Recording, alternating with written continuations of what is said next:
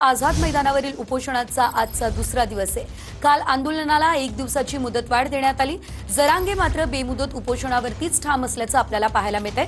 मराठा आंदोलकांची आझाद मैदानावर जोरदार घोषणाबाजीही पाहायला मिळाली आहे। या संदर्भात अधिकची अपडेट घेऊयात आमचे प्रतिनिधी निखिल यांच्याकडून। आझाद मैदानातून ते आपल्यासोबत जोडले गेलेले आहेत। निखिल, आपण पाहतोय आज या आंदोलनाचा दुसरा दिवस आहे। रात्रभर सुद्धा पाऊस सुरू होता तरी देखील आंदोलक सर्व आझाद मैदानात ठाण मांडून आहे। आजचा दिवस कसा असेल, काय अपडेट?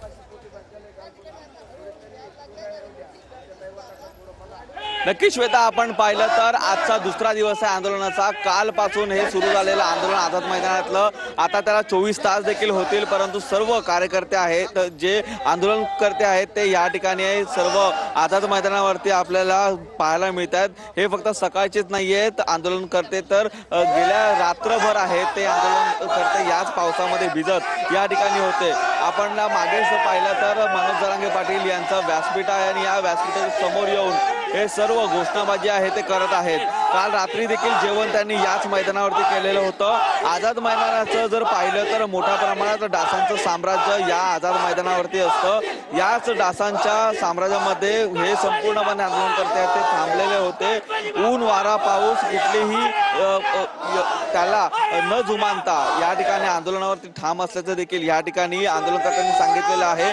जोपर्यंत आरक्षण मिळत नाही, जोपर्यंत जरांगे पाटील बोलत नाही, तोपर्यंत मुंबई सोडणार नसल्याचं जी भूमिका आहे ती या ठिकाणी या आंदोलनकर्त्यांनी घेतलेली आहे। हा सकाळचा जोश सर्व आंदोलनकर्त्यांमध्ये पाहायला मिळतोय आणि प्रामुख्याने म्हणजे कालपासून मुसळधार पाऊस पडतोय।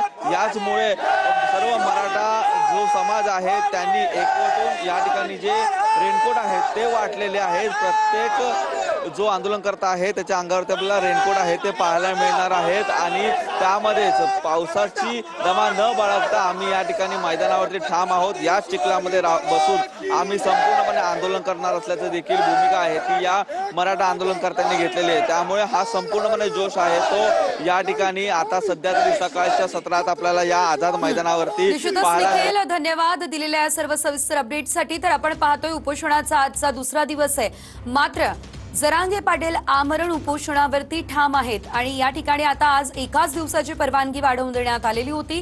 त्यामुळे आजची जरांगेंची भूमिका नेमकी काय असते आणि सरकारकडून देखील काय तोडगा निघतो हे बघणं अतिशय महत्त्वाचं असेल।